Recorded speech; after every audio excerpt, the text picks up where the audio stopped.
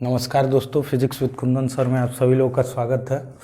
आज का जो हमारा टॉपिक होगा वो होगा लेंस के लिए सूत्र का निगमन करेंगे 1/f = 1/v - 1/u, जिसमें मैं उत्तल लेंस के लिए बता चुका हूँ। आज का जो हमारा टॉपिक होगा वो होगा अवतल। तो चलिए अवतल लेंस में अवतल लेंस के लिए लेंस के सूत्र का निगमन प्रूफ हम लोग करेंगे, ठीक है।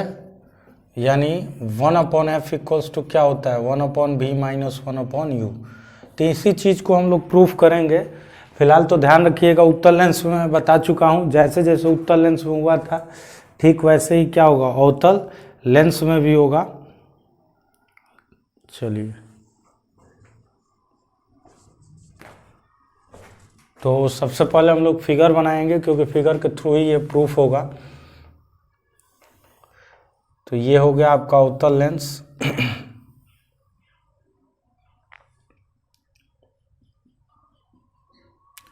ये हो गई मुख्य अक्ष, जहाँ पर कट करता है उसको बोलते हैं सी। अब कहीं पर आप वस्तु को खड़ा करें, मान लेते हैं कि कोई ऑब्जेक्ट क्या है दोस्तों ए बी है। मुख्य अक्ष के समांतर कोई किरण गई, परावर्तन के पश्चात कहाँ से होकर जाएगी, फोकस से होकर जाती हुई प्रतीत होती है। तो ये एफ से होकर गुजरी। फिर आप प्रकाशिक केंद्र से होकर गुजार देंगे सी से, तो ये प्रकाश किरण सीधे निकल जाता है और ये जिस पॉइंट को कट करता है वहीं पर इमेज बनता है क्या A' B'। तो इस तरीके से आप कह सकते हैं कि से भी का इमेज A' B' बना। इस फिगर को आप बड़ी अच्छी तरह से जानते होंगे। अब इस पॉइंट का नाम मैं दे देता हूँ डी। अब डी दे दे रहा हूँ। चित्र में आप सारी चीज़ें दिखाई गई हैं। अब थोड़ा सा इसमें दिखा देते हैं। यहाँ से सारी चीज़ कहाँ से ली जाती है, सी से ली जाती है। तो यहाँ से लेकर यहाँ तक की दूरी को हम क्या बोलेंगे भी, इसको बोलेंगे एफ फोकस दूरी, और इसको क्या बोल देंगे यू। ये होगा यू, ठीक है। तो ध्यान रखिएगा, प्रकाशिक केंद्र से प्रतिबिंब की दूरी को भी, प्रकाशिक केंद्र से फोकस की दूरी को एफ, प्रकाशिक केंद्र से वस्तु की दूरी को यू कहते हैं। तो अब यहीं पे हमें प्रूफ करना है। देखिए यहाँ पर ट्रायंगल का रूल, मतलब त्रिभुज के नियम का प्रयोग करते हुए हम सारी चीज़ों को, वर्टिकल हाइट्स को कहाँ कन्वर्ट कर देते हैं, क्षैतिज में, यानी हॉरिजॉन्टल में कन्वर्ट करते हैं और फिर चीज़ें आपकी क्लियर हो जाती हैं। चलिए अब देखते हैं, लेंगे त्रिभुज CAB, लिखेंगे त्रिभुज CAB तथा त्रिभुज CA', CA', क्या है, समरूप त्रिभुज है। क्या है दोस्तों, समरूप त्रिभुज है। और जैसा कि आपको पता है कि समरूप त्रिभुज की कंडीशन होती है कि जब दो त्रिभुज समरूप तभी कहलाते हैं जब उनके तीनों कोण आपस में बराबर हो और भुजाएं क्या होती है, अनुपातिक होती है।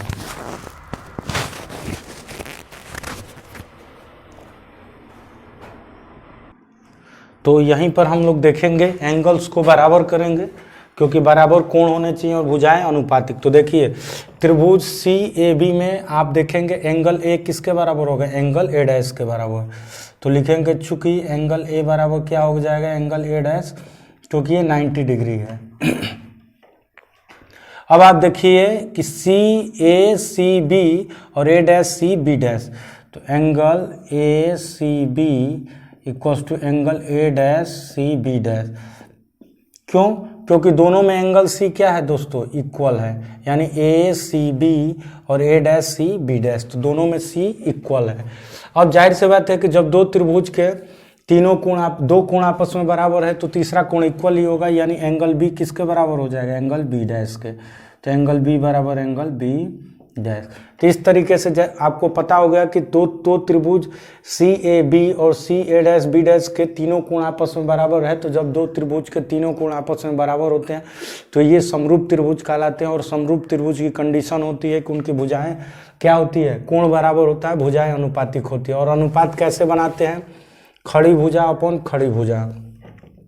यानी आप कहेंगे कि AB अपॉन A' B' = पड़ी भुजा। तो पड़ी भुजा में क्या होगा, CA अपॉन CA', ये हो गया इक्वेशन नंबर 1, यानी A B upon A dash B dash और पड़ी भुजा में सी A upon C A dash.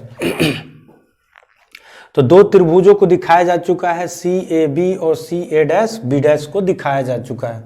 अब चलिए अब देखिएगा, अब त्रिभुज की बात अगर हम लोग करते हैं तो यहाँ पर त्रिभुज ये होगा कि अब अगला जो ट्रायंगल्स बनेंगे वहाँ पर हम लोग देखेंगे कि डी सी एफ और एक बन रहा है F A dash B dash. तो इस चीज़ को देखेंगे कि एफ सी डी और ए डैश फिर F A dash B dash. तो देखिए एक त्रिभुज एफ सी डी बनेगा और फिर F A dash B dash बनेगा। तो इसी में प्रूफ करेंगे।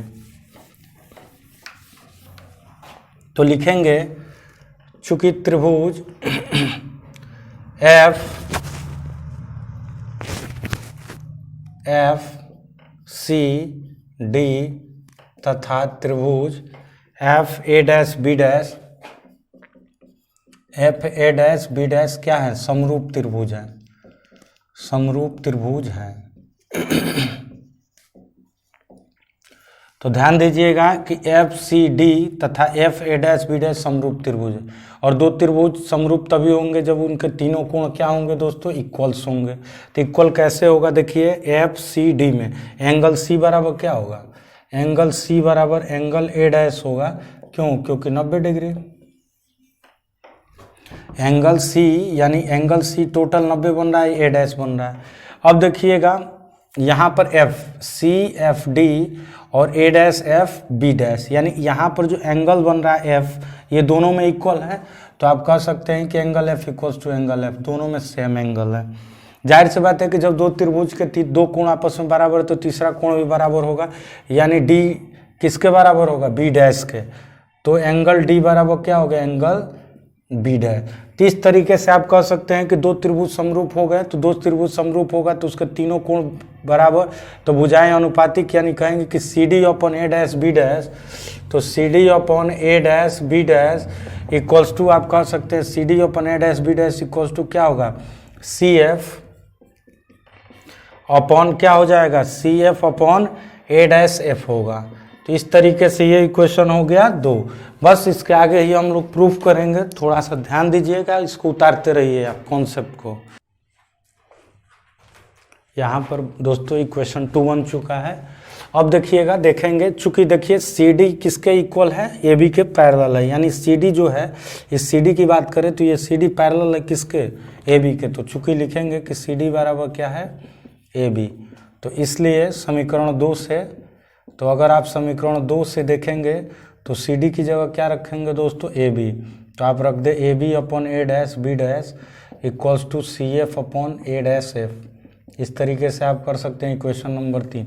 अब देखिए समीकरण 1 व 3 की अगर कंपैरिजन करें, तुलना करें, तो लेफ्ट क्या है, इक्वल है, A B upon A dash B dash, A B upon A dash B dash. तो लेफ्ट इक्वल है, तो राइट भी क्या होगा दोस्तों, इक्वल होगा। तो यानी लिखेंगे समीकरण 1 व 3 से, समीकरण 1 व 3 से, तो समीकरण 1 व 3 की अगर आप कंपैरिजन करोगे तो सी ए अपॉन क्या हो जाएगा, C A upon C A dash होगा equals to C F upon क्या हो जाएगा, ए डैश एफ। तो देखिए हमको पता है किस में रिलेशन लेने हैं, यू भी एफ में। तो सारी की सारी डिस्टेंस को हम लोग यू भी एफ में ही कन्वर्ट करेंगे। ये बताइए सी ए कहाँ है, यू है। चलिए इसको चेंज नहीं करने की जरूरत, सी ए डैश क्या है, वी है, चेंज करने की जरूरत नहीं। सी एफ है, सी एफ का मतलब एफ, लेकिन ए डैश एफ, ये ए डैश एफ है, इसको चेंज करेंगे हम लोग दोस्तों। ए डैश एफ को क्या लिख सकते हैं, ए डैश एफ को लिख सकते हैं सी एफ में से ए डैश सी। तो आप लिखिए कि C A upon C A dash equals to C F upon, देखिए ए डैश एफ को क्या लिख सकते हैं, सी एफ में से ए डैश सी को सी एफ माइनस ए डैश सी। इस तरीके से कर सकते हैं, क्योंकि जो ए डैश एफ है इसको लिखेंगे सी एफ माइनस ए डैश सी, या सी ए डैश आप लिख सकते हैं। अब सारी चीज़ वैल्यूज़ तो पता ही हो चुकी है, और ध्यान रखिएगा जो चीज़ें लेफ्ट में होती है वो माइनस, और जो होगी राइट में वो होगा प्लस। इतना तो बेसिक जानकारी है ही। तो चलिए एक बार चेक कर लेते हैं। ये बताइए सी ए का मान कितना है दोस्तों, सी ए क्या है, सी ए कितना है, यू है, और यू किधर है, लेफ्ट में है, इसलिए माइनस। जो चीज़ें लेफ्ट में होंगी माइनस, और देख लीजिए ये माइनस हो गया। अब बताओ सी ए डैश क्या है, भी है, चूंकि लेफ्ट में है इसलिए माइनस, माइनस भी। सी एफ, देखिए सी एफ का मान क्या है, एफ है, चूंकि लेफ्ट में है इसलिए माइनस एफ। अब देखिए सी एफ क्या है, माइनस एफ है और माइनस। ये बताइए ए डैश सी और ए डैश सी क्या है, भी है, तो कर दीजिएगा माइनस भी।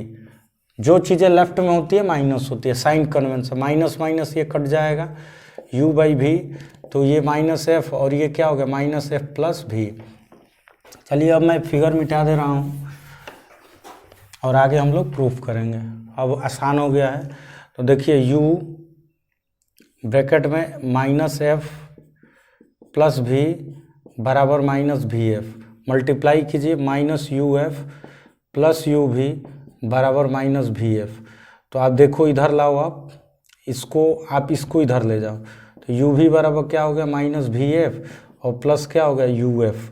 तो यू भी बराबर क्या हो गया, एफ कॉमन कर लें आप, तो यू माइनस क्या हो जाएगा दोस्तों, भी होगा, क्योंकि माइनस है तो यू इसको ले लीजिए, यहाँ एफ कॉमन करेंगे तो यू और ये माइनस भी, एफ को आप नीचे ले जाएं, एफ को नीचे ले जाएं और यू भी को इधर ले जाएं, तो यू माइनस भी अपन क्या हो गया, यू भी। इसलिए 1/f इक्वल्स टू क्या हो जाएगा, u/u भी माइनस v/u भी। इस टर्म को मैं बताया हूँ कि प्लस या माइनस होता है तो पार्ट वाइज बट जाता है। अगर आप मेरा पहले से शुरू से ही अगर लाइट का लेक्चर देख रहे हैं, पहले लेक्चर से अगर आप देख रहे हैं तो आपको हर चीज़ क्लियर होंगी। अगर आप बीच में डायरेक्ट किसी वीडियो को देखते हैं तो फिर प्रॉब्लम क्रिएट होगी। तो इस वीडियो को अगर आप देख रहे हैं तो इससे पहले वाले लेक्चर को देखें, फिर इसको देखेंगे तो चीज़ें क्लियर हो जाएंगी। तो देखिए u से u कट गया, v से v कट गया, तो अब क्या बचा यहाँ मैं मिटा दे रहा हूँ।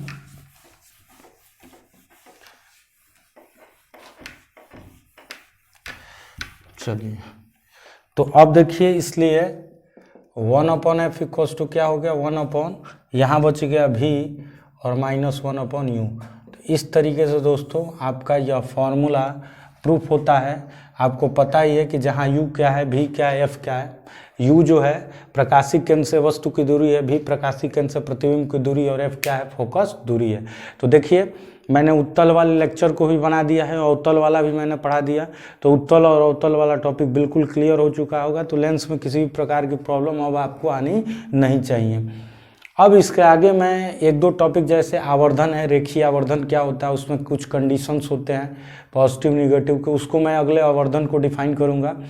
फिर उसके बाद इसमें एक और सूत्र है, न्यूटन का सूत्र होता है लेंस के लिए। न्यूटन का सूत्र x dash equals to F dash होता है, या x dash equals to minus F square होता है। तो इसी को मैं प्रूफ करूंगा। फिर उसके बाद विस्थापन विधि द्वारा उत्तल लेंस की फोकस दूरी ज्ञात करना, जो कि सिलेबस में तो नहीं है, लेकिन अब पूरी मैं डिटेल के साथ आपको पढ़ा रहा हूँ ताकि कोई भी टॉपिक आपका कवर छूटे ना, सारे टॉपिक कवर हो ताकि प्रॉब्लम कहीं क्रिएट ना हो। और आपसे रिक्वेस्ट है कि वीडियो को लाइक करें, शेयर करें और सब्सक्राइब जरूर करें। थैंक्स। ओके।